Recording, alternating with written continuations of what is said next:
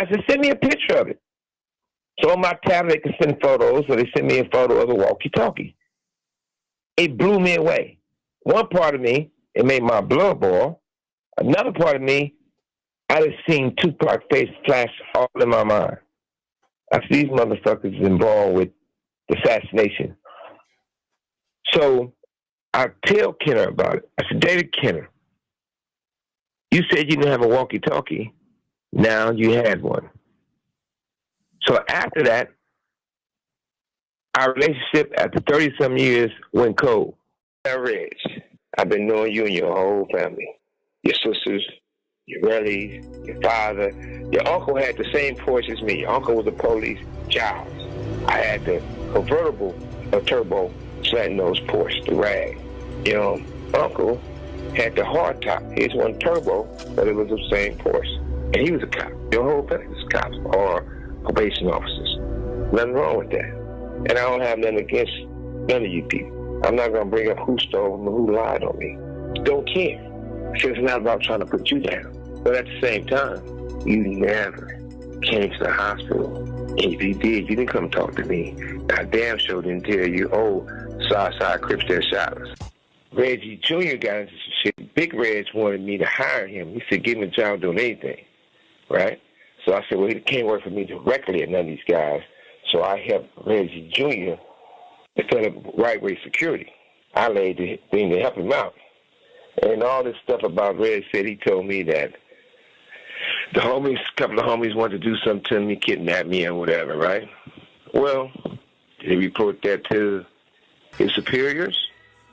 So that's not paint a picture that's not true. You're more convinced that Snoop Dogg had more to do with it. Was Diddy involved at all? Refused to send the security guys, refused to show up. That wasn't a coincidence. It was a murder for hire hit. We was blocked in. It was more than one shooter. Only person know the truth, the real truth, is me and Tupac. He's not there to tell it. Only person knows is myself. But Reggie Wright Jr. tried to change the whole story of the narrative of what actually happened, and he was not there. During that situation, Snoop, who everyone knew at the time, wanted Tupac dead. Snoop had a meeting with Daz, Corrupt, Nate Dogg, the Dog Pound. Said, we're not going to Vegas. This is their words, not mine. We're not going to Vegas because basically something's going to happen. Somebody's going to get killed, right? So Corrupt tells the story. Daz tells the story. Warren G tells the story. Now, what Dad says, when Snoop said that, I said, damn, we can't go to Vegas. Who's going to get those niggas? They already going to get got, basically. Corrupt tells the story and says, once he tells everybody they can't go to the fight and can't go to Vegas, turns around, Nate Dogg says, I'm going to go to Vegas. Then because I'm going to Vegas, I don't got to be around basically me and Pac. He said, as long as I ain't around them, I don't have to worry about getting shot or getting a stray bullet. That lets you know, premeditated plan. Warren G says, when the fight was going on, he was watching at his house. Snoop came over to watch the fight. Snoop had a walkie-talkie. These walkie-talkies, he only got this walkie-talkie that I bought for security and the principal that security doing security with. And they worked on all the West Coast. So if you're an artist and you're going to the mall or you're going somewhere, they have a walkie-talkie, security have a walkie-talkie. If you're not going to an event with any of the security details, you don't have a walkie-talkie. Because I didn't buy that many because I wanted to be exclusive. They had them out who was needed. Are you there? Yes, I'm here. Yeah, so Snoop comes in, according to Warren G, and he got this big walkie-talkie. They start hearing the gunshots. When we getting shot, Snoop listening to it in real time. Pow, pow, pow, all over the radio. That's when he tell him, hey, I got to go. They just killed Tupac and shot Suge. How would you know? Nobody said that on the radio. You just heard the shots. Now, Reggie Wright Jr. and Michael Moore in the car. They get on the radio, and they say, hey, got him. Another guy gets on the radio. They say they think he's a white guy or a lawyer. And they say, hey, don't talk on the walkie-talkies on the radio. Don't talk on the air. Right? So, to move things forward, maybe, I don't know if it was 6 months or longer, however it was, since I've been in this prison right here. Somebody played that for me with Michael Moore said. So when I know that attorney David Kenner always says, you could be on your cell phone and people be talking like, hey, don't talk on your cell phone. Somebody listening. They recorded and you can't do that. They're listening to you. So I know that's his saying. So jokingly, I told David, I said, hey, was that you on the walkie-talkie? Because that's your line. Don't talk on the phone. Now you use one saying don't talk on the walkie-talkie. So that being said, David Kenner goes and says, Suge, I never had a walkie-talkie. I would never have a walkie-talkie. Would I need one for it? Never. So I'm saying, wow, he's so bent out of shape, but I was joking about it, right? I said, you never had a walkie-talkie? He said, that's not me talking on the walkie-talkie. I never said he was talking on the walkie-talkie. So that raised red flags. Didn't think nothing much about it. So Kenner had sent some of my boxes and files to another attorney. And another attorney got them, right? At the time, he wanted the boxes back. That didn't make sense. So when we discovered a walkie-talkie in the boxes, you know, nobody puts something in the box that they're going through the exact same way. So the walkie-talkie, my guess, probably was in one box. And when they looked at everything and reading through everything, and they was asking me about this walkie-talkie, they put it in another box. Kenner, a guy named Steve that works for Kenner, went and grabbed the boxes from another lawyer he has it. Went and stole the wrong boxes that the walkie-talkie was in, but we still got the walkie-talkie. I said, send me a picture of it. So on my tablet, they can send photos, so they sent me a photo of the walkie-talkie. It blew me away. One part of me, it made my blood boil. Another part of me, I just seen Tupac face flash all in my mind. I said, these motherfuckers is involved with the assassination. So I tell Kenner about it. I said, David Kenner, you said you didn't have a walkie-talkie. Now you had one. So after that, our relationship after 30-some years went cold. He went and told the judges. He started trying to pull off my case. He tried to sabotage my case. He did, and everything I'm telling you about is the proof. So ultimately, Suge, look, it's fascinating stuff because I remember this all happening in real time. So it's fascinating just to hear you talk it all through in this way. It's like a sort of murder mystery episode. But ultimately, I've got two questions. Do you believe Diddy had anything to do with it? Because it sounds to me like you're more convinced that Snoop Dogg had more to do with it. Was Diddy involved at all, do you think? And if it wasn't him, then who do you think ultimately ordered that hit? Well, this is the thing. This is what I do know. I know Keefy D, who I've been knowing since little Pop Warner football. Keefy D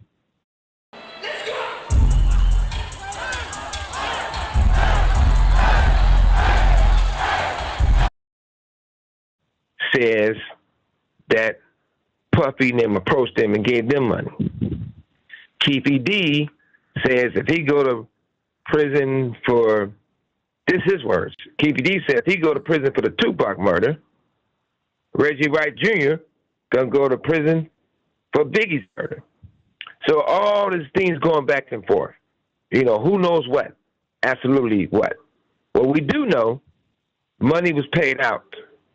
What we do know, according to these guys, to the police, not the police actually doing the investigation, the cricket cops.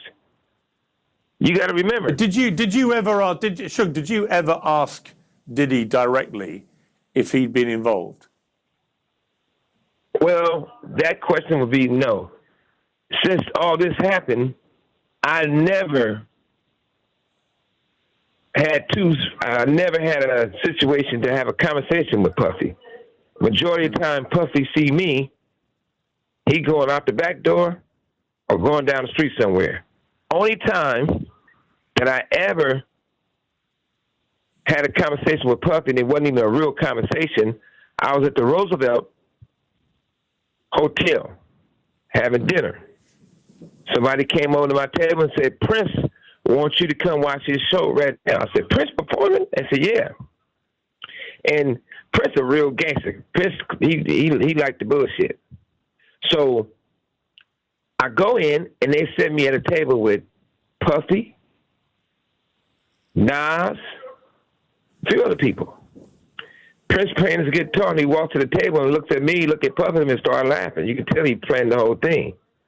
Next thing I know, I lean over and tell Puffy a few words, and before I can finish my sentence, Puffy gets up, his people gets up, and they cover him with coats and run him out the hotel. And what were the words you said to him before he ran? You got a lot of explaining to do, rat well, I ain't gonna cuss on your show. I said, you got a lot of explaining to convince me that you didn't have nothing to do what they said you did. So that's that. But you got to remember one thing. I'm not here to bring a person down in hip-hop. The culture of hip-hop is so important, and it was so powerful. It could have been done so great. But I still stand behind what I stand behind. I mean, these. Look, I'm going to come to Diddy's case, which I know you have a view about, where you think he should walk, and many people. I interviewed Ray J, who said the same thing. But obviously, you've just revealed a very fascinating moment where you confront P. Diddy in a club when he's known as Puffy at the time, and you basically tell him he's got a lot of explaining to do about the murder of Tupac and the attempted murder of you. I mean, that's a dramatic encounter. Yeah, and it's a big world, but it's a small circle. Reggie and Puffy was closer and closer. And Reggie tells a lot of stuff, and it's not up to me to tell the story because that's Reggie's story. But Reggie and Puffy definitely were lovers. Puffy allegedly gave him $10 million to an album. They never put one song of two brothers loving each other, or whatever it's supposed to be in. It's just, to me, we have so much. If you look at all the bad things in hip hop, when it's all said and done, it comes just to be clear, what I think you just said, Suge, you just said that Diddy and Reggie were lovers. Is that what you said? Ray J. I said Ray J and Puffy was lovers. Really? Yeah. Was that well known? Of course. But ultimately, Suge, do you believe that Diddy and or Snoop Dogg were directly involved in that shooting? I believe that I'm putting it to you like this. When you take Death Row, you take Bad Boy. Puffy and I was friends. When Puffy would come to L.A., I could pick him up from the airport a lot of times. We'd hang out. If I do a event in New York, Puffy then came to my event and DJ'd the whole night for free. So you can't say we wasn't friends. But later on, right, people from Death Row and people from Bad Boy, regardless of their securities or not, they remain friends. And I didn't tell my people, you shouldn't. I'm quite sure Puffy didn't tell his people they shouldn't. I don't think. I'm not in his head. A fun and easy way to make cash. Sign up directly on the app. Choose your own hours. Get paid to... But I do know this. We was going to an event, the Soul Train Awards. When we was going to the Soul Train Awards, me and Pac was in one car. We had a bus and a whole bunch of more cars. It probably was 100 deep. But everybody had tickets. Reggie Wright Jr., who's head of security for us, called bad boy people and the police who's doing security for the Soul Train Awards and said, hey, only let Suge Knight and Tupac in because they got almost 100 guys with them. You don't want no problems. So eventually, our guys had to bust past the police. He wanted me and Tupac to go in there and fight all those guys by ourselves. They even pulled guns, right? But our guys came in, and that's what happened, right? When you look at that situation, and you look at it's a guy named Gene who does security for Puffy. I know what the recordings say, what people say, and what the proof is. What Reggie Wright Jr. says. By the way, I always say this because he liked me to call him Pork Butt because he happy about that because that's the name Pac gave him. What Pork Butt says is that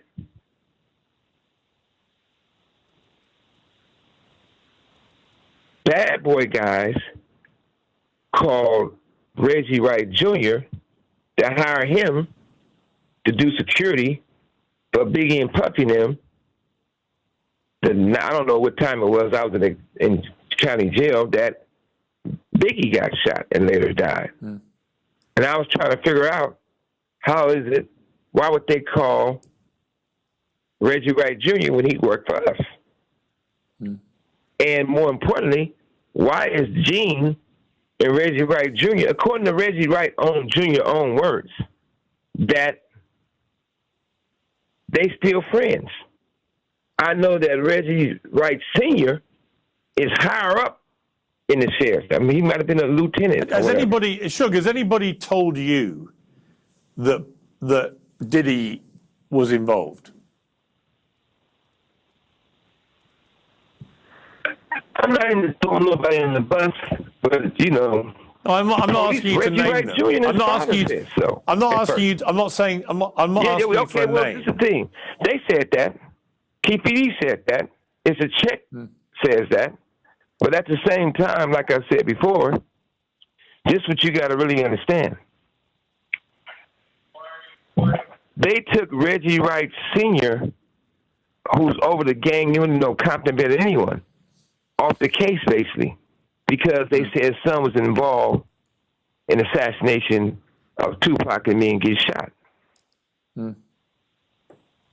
And Frank Alexander, in tears, told me that these people was all involved. And that's why he did not perform the way he wanted supposed to perform. And if you really look at the other situation, he got interviewed by the grand jury, Frank Alexander, and he lied to him at first. He said everything started over a chain, which is a lie. He says when we walk into the MGM, Orlando Anderson tried to snatch Tupac chain. So the next second day he go to get interviewed, he said, I got to clear up something I lied the other day. He said, why'd you lie? He said, Reggie Wright Jr. told me to say that they tried to snatch Tupac's chain, which was a lie. My thing is, do you think, Suge, you can tell that these police, the messed up area investigation there is to mess up purposely. No, I hear you. I mean, do you think we're ever going to know for sure who was behind that assassination of Tupac and attempted assassination of you? I'm quite sure we will find out because this is a few people who finally trying to get it right and tell that real story. And they've been going through a lot of times with that story because you had guys like Snoop and Reggie Wright Jr. and all these people calling these people trying to basically threaten them. It's an audio of Snoop Dogg, basically admitting why Tupac's dead. He's admitting why he died. And my thing was, how would you know all this if you wasn't involved? And I could have been an asshole and released that audio. Releasing that audio would have put Snoop in prison for the rest of his life. That's how powerful it is. What's happened to that audio? So, what'd you say? What has happened to that audio? Oh, it's still there. But he's admitting the truth. And it's real sad the fact that even though Snoop didn't buy Death Row, he never purchased Death Row, he just registered the name to try to use the name of Death Row. And he can't show you paperwork, he can't show you the proof. But what he could show you the proof of, it's crazy about him, because one day he's talking about doing a gospel album and praise the Lord with a robe. The next day, he's trying to do songs regardless if he's talking about me and other people. I don't know which one he's ever going to get. It's two sides to the devil. One day he wearing blue fingernail polish on his hands and switching. The next day, he a Crip mascot.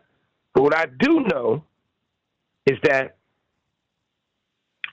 it's real sad that Universal and Interscope will let this guy run around and speak on Death Row or Tupac or anything to help him promote stuff when they know his involvement with the assassination of Tupac. His own words put him in the cell. So It's so sad that when something comes out, these guys turn around and try to flood the media with different stuff, with different narratives. Reggie Wright Jr. Let me ask you. And his family, let me ask you. Say cops. I hear you. Let me ask you directly now just about the Diddy trial, because you've said that you believe he should definitely walk, which is pretty extraordinary given what you've just been telling me about, Diddy's possible involvement in trying to kill you. But why do you think he should walk from this case? Well, number one is this. To say he's part of a racketeering and make a case, they would have to put other executives in custody also, which they would never do. It's a guy named Jimmy Iovine. I consider him family. Been known him forever. Jimmy Iovine used to be a second engineer, and then he started working for Interscope, and I made that company. I built that company, me personally. And Puffy beat up a girl named Capricorn. Beat the shit out of her. Jimmy Iovine, one of Puffy guys, and Puffy approached Capricorn. And Jimmy told Capricorn, you're going to take this money and you're going to shut your mouth and leave it alone. And I'm going to give you $1 million. Puffy didn't give Capricorn $1 million. Jimmy Iovine gave Capricorn a check from Interscope. And Universal should be ashamed of their fucking self that this big old publicly traded company will allow Interscope to give this girl $1 million check. And this woman should, not a singer, just to not be a clear, producer. just to be clear, Capricorn Clark, she's actually been giving evidence in the case. She was your former assistant, and she... No, she wasn't my assistant, but she did hang around Death Row. She was Puffy's assistant after she hung around Death Row. But what I'm trying to say is... She worked for Death Row. Jimmy gave her that $1 million check. She got mad because she felt that's a settlement check, and the settlement check, you don't supposed to take taxes out of it. So when they told her she had to pay taxes on it, she'd get pissed. But I feel bad for Capricorn, not because she's just lying, but I feel bad for Capricorn on the simple fact she went through a lot. But the other part about all this, if you're not going to say nothing to Jimmy and Interscope for doing something illegal, why would you just put Puffy in prison? The other thing is that, do Puffy do weird stuff? If Puffy got on the stand and told the truth, I know he'll walk. If he got on the stand and say, look, I'm gay and straight. I mess with guys. I mess with women. I do it all. Puffy not guilty for the things he did to these people. He's guilty for being a cold, freaky man that want freaky things done to him. But in the Cassie situation, they could not say he was having sex with the man also, because that'll make him like it's an orgy. It won't be like sex trafficking. It won't be like forcing stuff to do. But at the end of the day, it won't be like forcing stuff to do. But at the end of the day, there's no way Puffy should go to prison for the rest of his life. He should have. I think that. Go ahead. I was going to say,